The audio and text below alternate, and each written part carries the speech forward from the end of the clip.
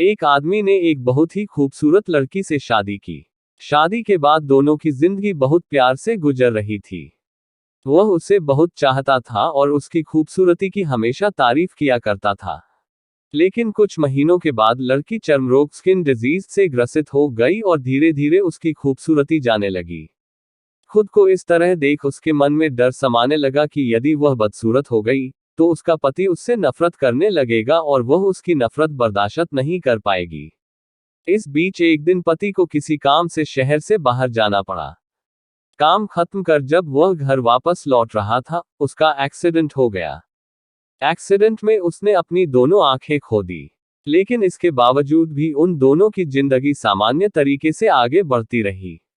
समय गुजरता रहा और अपने चर्मरोग के कारण लड़की ने अपनी खूबसूरती पूरी तरह गंवा दी।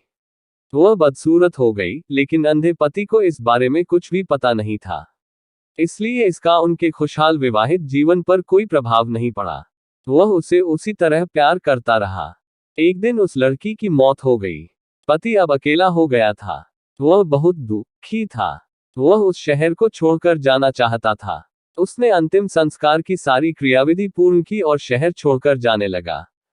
तभी एक आदमी ने पीछे से उसे पुकारा और पास आकर कहा, अब तुम बिना सहारे के अकेले कैसे चल पाओगे?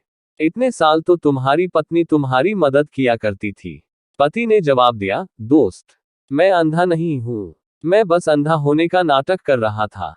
क्योंकि यदि मेरी पत्नी को पता चल जाता कि मैं उसकी बदसूरती देख सकता हूं, तो यह उसे उसके रोग से ज्यादा दर्द देता। इसलिए मैंने इतने साल अंधे होने का दिखावा किया।